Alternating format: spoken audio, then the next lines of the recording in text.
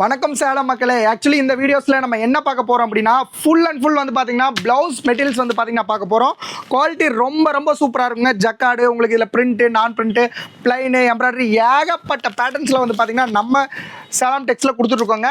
Pure cotton இந்த மாதிரி வந்து பார்த்தீங்கன்னா உங்களுக்கு எல்லா இதுலேயுமே வந்து பார்த்தீங்கன்னா நம்மகிட்ட ப்ளவுஸ் அவைலபிள் இருக்குது. அதே மாதிரி ப்ரைஸ் ரொம்ப ரீசனபிளான ப்ரைஸுங்க.